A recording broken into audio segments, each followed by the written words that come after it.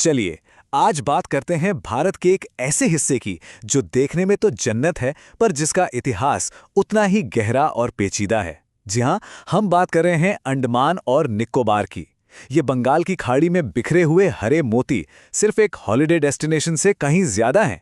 आइए इनके रहस्यों को एक एक करके समझते हैं। अच्छा, अंडमान का नाम सुनते ही दिमाग में पहली चीज क्या आती है? शायद सफेद रेत वाले खूबसूरत बीच, नीला पानी, है ना? लेकिन एक और तस्वीर भी तो है, हमारे स्वतंत्रता सेनानियों के बलिदान की वो दर्दनाक कहानियां। तो सवाल यह है कि इसकी असली पहचान है क्या? एक ट्रॉपिकल पैराडाइज या एक बदनाम जेल? और सच तो ये है कि ये दोनों ही हैं। और पता है, यही चीज अंडमान को इतना खास बनाती है। ये कहानी है भारत के एमरल्ड आइलैंड्स यानी पन्ना द्वीपों की, जिनके इतिहास के पन्नों पर काला पानी की स्याही से लिखा गया है। और यही जो कॉन्ट्रास्ट है ना, यही इन द्वीपों की असली आत्मा है। ठीक है, तो सबसे पहले ना जरा इसके भूगोल को समझते हैं। ये द्वीप असल में भारत की मेन जमीन से कितनी दूर हैं, और यही दूरी इन्हें एक बिल्कुल अलग दुनिया बना देती है। तो अंदाजा लगाइए ये कितना बड़ा होगा। मतलब 1, 2, 10, 20 नहीं, बल्कि पूरे 572। जी हाँ, 572 द्वीप, छोटे छोटे टापू और चट्टानें। ये तो बंगाल की खाड़ी में बिखरा हुआ एक पूरा संसार है। लेकिन असली हैरानी की बात तो अब आती है। इन 572 में से पता है कितने द्वीपों पर इंसान रहते हैं? सिर्फ 37। इसका मतलब ये हुआ कि एक बहुत बहुत बड़ा हिस्सा आज भी बिल्कुल वैसा ही है जैसा हजारों साल पहले था। एकदम जंगली, एकदम अनछुआ। अब देखिए, इस पूरे आइलैंड ग्रुप को एक बहुत ही जरूरी वाटरवे, एक जल मार्ग, दो हिस्सों में बांटता है। इसे कहते हैं 10 डिग्री चैनल। ये चैनल समझ लीजिए एक लाइन है जो उत्तर में अंडमान ग्रुप को दक्षिण के निकोबार ग्रुप से अलग करती है। ये सिर्फ एक लाइन नहीं, एक बहुत बड़ा ज्योग्राफिकल डिवीजन है। और यहाँ कहानी सिर्फ द्वीपों की नहीं है, यहाँ की जमीन के नीचे भी आग है। ये पूरा का पूरा द्वीप समूह असल में पानी के नीचे डूबे हुए एक पहाड़ की चोटियां हैं, और इसीलिए यहाँ ज्वालामुखी भी हैं। एक है बैरन आइलैंड, जो साउथ एशिया का अकेला एक्टिव ज्वालामुखी है। ये 2017 में भी फटा था। और दूसरा है नारकोंडम, एक सोया हुआ ज्वालामुखी, जिसके नाम का मतलब ही है नरक का गड्ढा।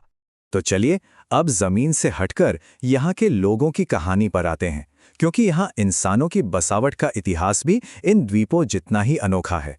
जहाँ हजारों साल पुरानी जनजातियाँ और आज के नए बसे हुए लोग सब एक साथ रहते हैं। देखिए, इन द्वीपों की जो असली पहचान है ना, वो हैं यहाँ के मूल निवासी।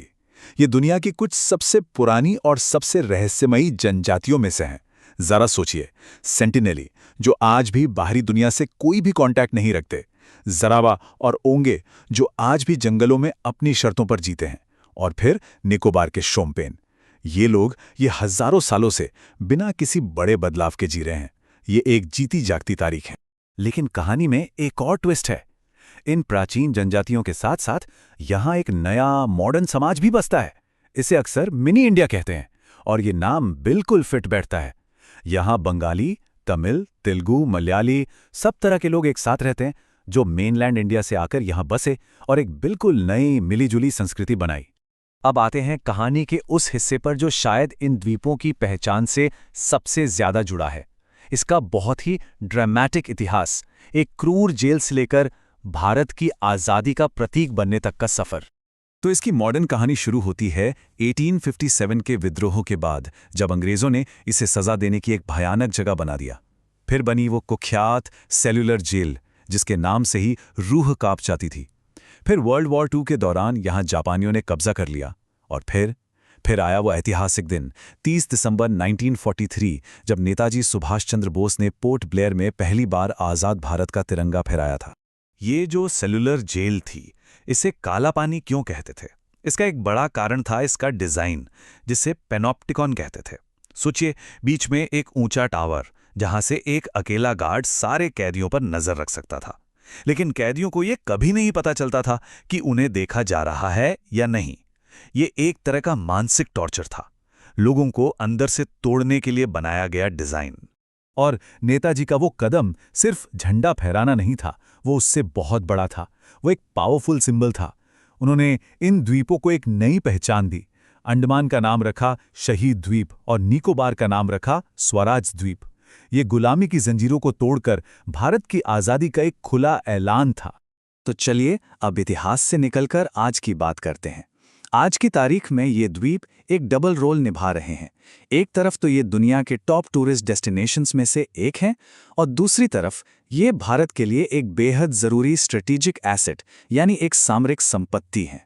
आज के ज़माने में जो मिलिट्री एक्सपर्ट्स हैं वो इन द्वीपों को एक खास नाम से बुलाते हैं, द अनसिंकेबल एयरक्राफ्ट कैरियर, यानी एक ऐसा एयरक्राफ्ट कैरियर जो कभी डूब नहीं सकता। बस ये एक लाइन ही इंडियन ओशन में इनकी इंपॉर्टेंस बताने के लिए काफ़ी है। और यही इनकी सबसे बड़ी स्ट्रेटेजिक पावर है। यहीं पर है भारत की पहली और इकलौती tri service command, Andaman and Nicobar command या ANC। इसका मतलब ये है कि यहाँ आर्मी, नेवी और एयरफोर्स तीनों एक ही कमांडर के अंडर काम करती हैं। और ये कमांड क्यों ज़रूरी है?